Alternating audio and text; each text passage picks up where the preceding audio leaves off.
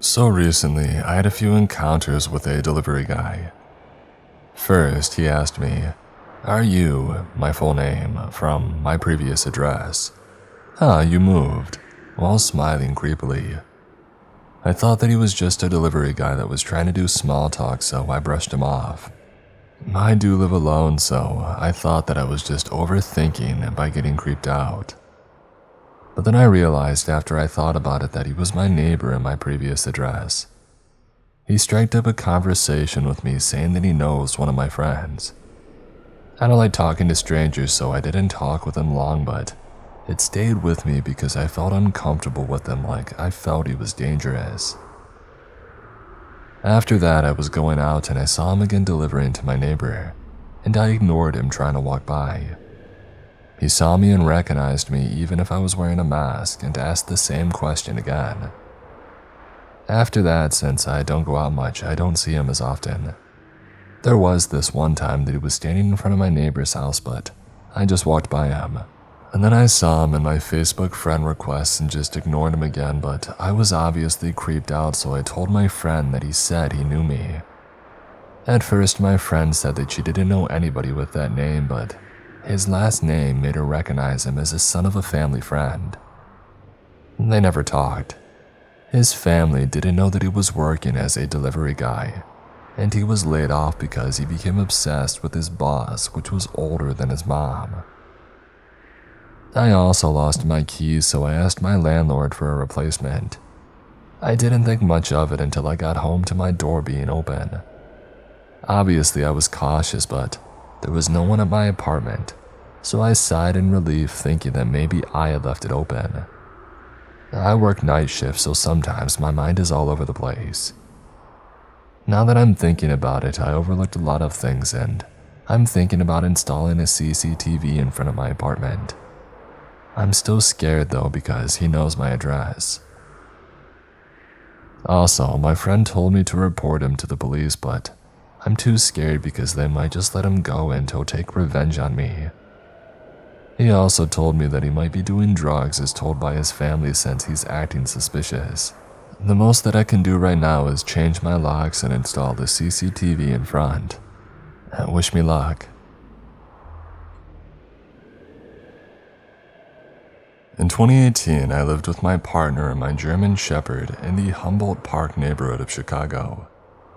I was 33 years old and our apartment was a 4th floor walk-up unit. A very typical low-budget Chicago rental in a changing neighborhood. The layout of our building is going to matter to this story. Our building had a total of 12 units, mine and the 3 below me had a shared front entrance, and the other 8 units were through a second entrance. All 12 apartments had connected back porches and stairs that shared a walkway to a rear gate, which led to an alley. From the front stairwell, there are windows on each landing to the back porches, so you can see the back door of my apartment when standing at the front door through that window. We had good relations with our neighbors, especially those that lived directly below us and shared our front door. This was the thing that saved all 3 of us, my partner, my dog, and me. My partner was in a touring band at the time and would leave for weekends or weeks at a time. It was a scary thing for me because I had been attacked and stalked by an ex in my teens and 20s. I always worried that something would tip him off and he would start stalking me once again. A little less than a month before a 2-week tour my partner had scheduled, I received a creepy Facebook message from that stalker ex from yet another new account. About a week after that, my car had been broken into. The glove box was emptied. Things were thrown around, but the only thing that was taken was a bag of dog treats. I had about $20 in change in the compartment between the seats, and they left the money alone.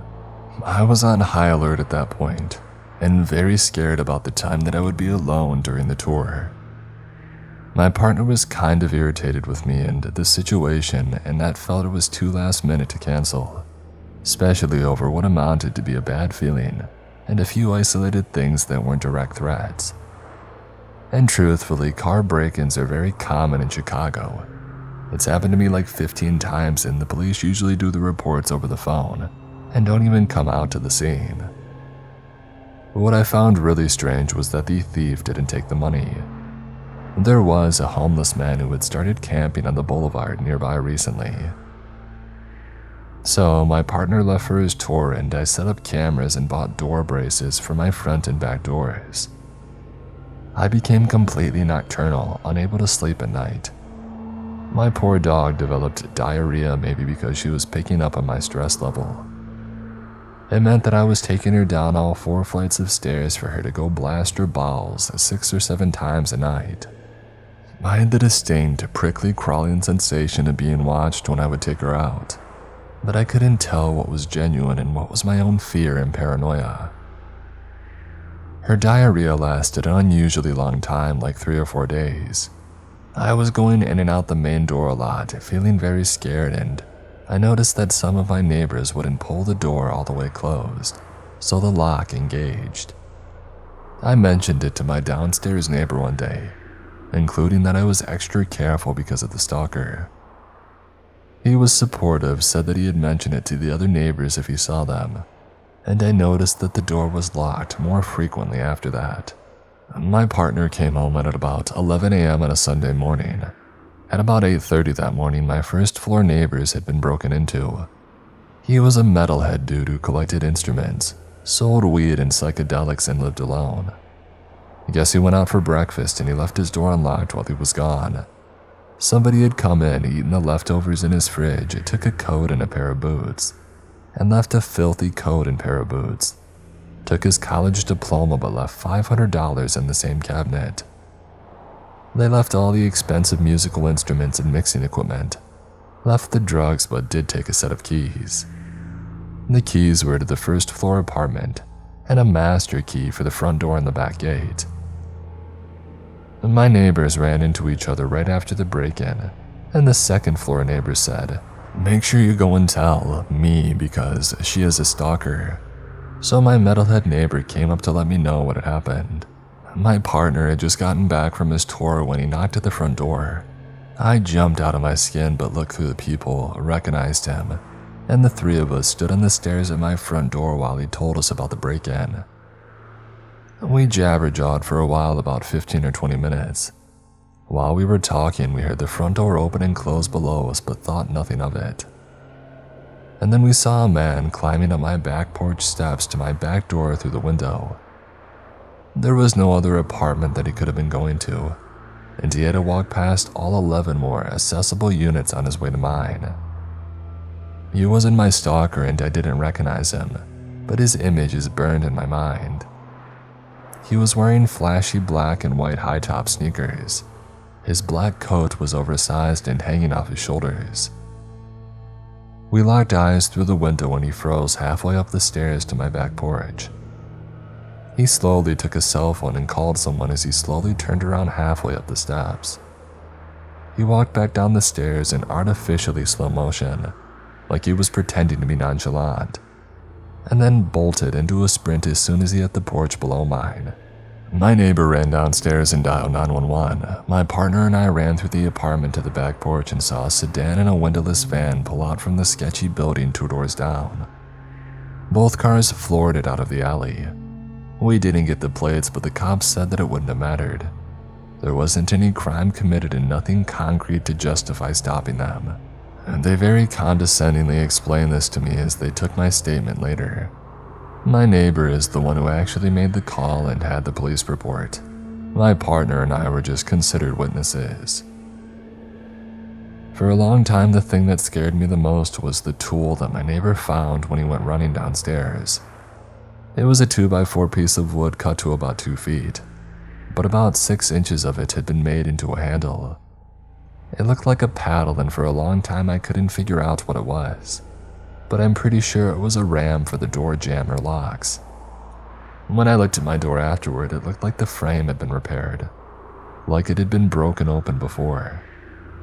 It seemed like they used the one master key to place the ram, get somebody at the back door to catch me if I tried to run out that way, and somebody else was going to come back around since they only had one key, and they would break in my front door and go forward with whatever they had planned. When we caught them before they could catch me unaware, they seemed to have aborted the plan. I suspect that they had been watching me, especially while I was taking out my dog, and figured that I was alone. It was pure coincidence that my partner had gotten home 30 minutes before all of this. I feel that we all could have been horribly injured or worse had we been trapped inside, and they had gotten the jump on us. Nothing else ever came of it except that my landlord refused to change the locks, but he did agree to let us out of our lease. I moved out of Chicago and now I've added a younger dog that I'm training to do some bite work. My house is surrounded by cameras and floodlights and wingnut neighbors.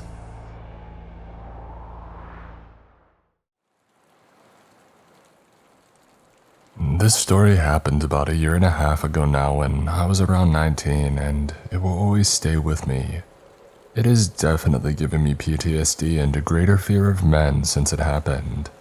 I had just moved into a college apartment with friends, only finding out a few months later that there was improper ventilation, leading to humidity and mold in the bathrooms and other spaces. Management would proceed to label it as discoloration and to just leave the windows open and to buy a fan, and to stop taking steamy showers. This was hilarious since none of us even enjoyed hot showers and we'd take at most a lukewarm one. This advice was given after this event, and ignoring my reports, I made to law enforcement and the main landlord. However, we were barely adults and had never had to deal with such a terrible mold issue, buying sprays and cleaning the ceilings, crevices, tubs, and so on, constantly in fear of mold inhalation. We found this, and leaving our window open with the mosquito screen locked helped the most. This small window, the size of an average human head, about 9 feet off the ground, facing the other apartment's window, was of no concern to us when we were using the bathroom. After all, we had walked outside and made sure that nobody could easily look in. Of course, I didn't predict what could come next. On our front porch, we had some pumpkins and a single white chair that was barely used this night. This will be important later on. One night, after airing out the humid bathroom after a shower, I wished my roommate a good night around 2 a.m. before going to use the toilet. I was wearing the baggiest shirt ever, thankfully, so nothing was exposed while doing so. But I nonchalantly flush and go to wash my hands while glancing to the left, where the window was ajar as usual. And that's when I saw it. In the pitch blackness of night contrasted to the blaring cheap bathroom lights, there was a pale, round orb with a mop of dark hair atop of it. I still cannot explain the feeling that I had, almost like somebody is whispering to you just audibly enough where you need a second or two to register what they just said. That pause and a quick turn to the right, and then a quick spin right back for the window. I saw a white arm leaning into the mosquito screen for support, before whisking away and down out of frame. It moved, and without another thought, I found myself running for the front door, yelling. Somebody was looking into the bathroom, a few times to my roommate in the living area. On a side note, do not ever chase after a person like this, no matter the case, even if it is hard with adrenaline running through you in these cases. I heard her yelling back while I found myself already at the bottom of the window outside, now hearing scuffling through the wood chips outside our apartment building. It was clearly the sound of somebody escaping through the shadows. There was no mistaking it. I couldn't see anyone through the crappy trees that were planted, and stopped as I could not pinpoint where exactly he ran. I thought about yelling out some cheap insult or threat to scare him, but I found myself feeling waves of shock silence instead. I ran past my roommate, grabbing my phone from inside and calling my mother, who advised me to call a non-emergency number in my town.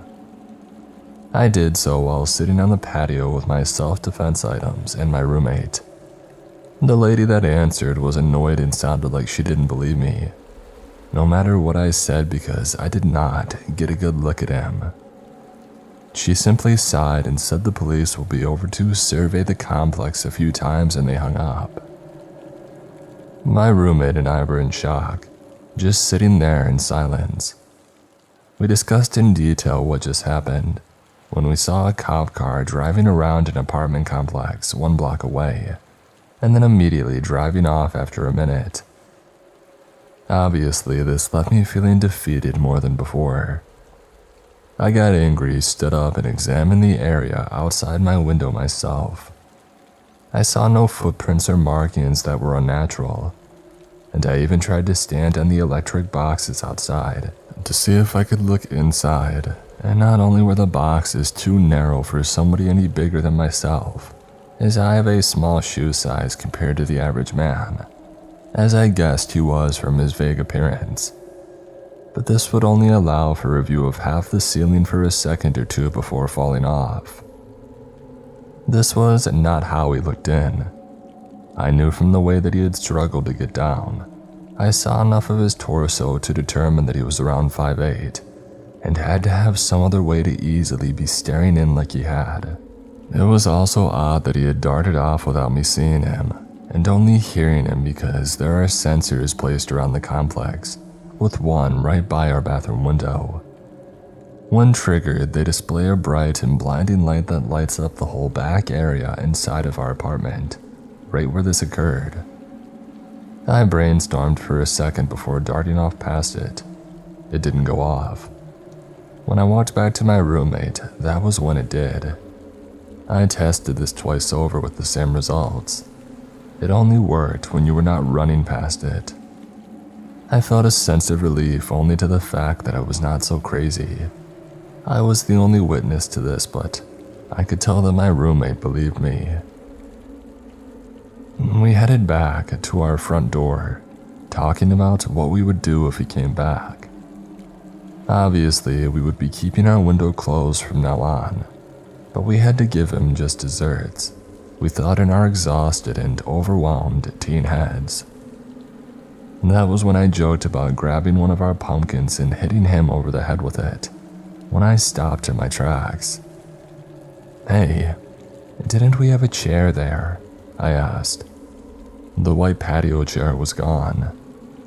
We looked around and it was nowhere to be found. I almost fell to my knees. That was how he did it. My roommate hurriedly looked through her phone. She remembered having a food order earlier that day with photo confirmation. Approximately 4 hours earlier, there it was. The bag at our door that was sitting directly on a white chair, right next to our pumpkins. The same chair. I immediately posted to social media sites, asking for help finding this distinct chair, thinking that it would be the last hope we could have in finding this pale-faced creep. Not only had he been staring into our bathroom for God knows how long, but he had surveyed our front door area, and possibly looked in through the windows here as well, although the blinds were closed. Our apartment made sure to install the worst kind of blinds that you can never fully close, so if anybody wants to look in even into your bedroom, they would only have to crouch down just a little bit. We felt disgusted and shocked. I left 3 voice messages with the apartment complex the following day, informing them of the incident and about the issues with their ventilation. As you expected, nobody ever got back to me. This was weird since they always did previously. I felt like everybody had failed me in this moment. I did everything I could, but I never received any closure or solace.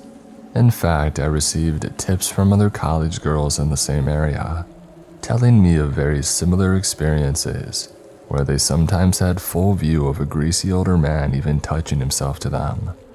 Recently, these past few months too, there have been numerous attacks as well as peeping toms in the same area of our apartments. Funnily enough, the clear descriptions match what glimpse I got of him, but still the police never caught anybody in connection to these cases. I never viewed this area as a bad area and always took every precaution that I could. but I still felt at fault now. I know that I'm not, but I hope that everybody living in a similar situation makes sure to at least close their shower curtains to shield yourself, or close their window when the bathroom is in use at all. I wish that I could buy security cameras, but I know management would file a complaint. I'm moving out soon anyway, so this is the only solace that I have of getting out of there and leaving this all behind. And to the greasy, stinky, pale thing who I stared eye to eye with all that time ago, I hope we never meet again, for your sake.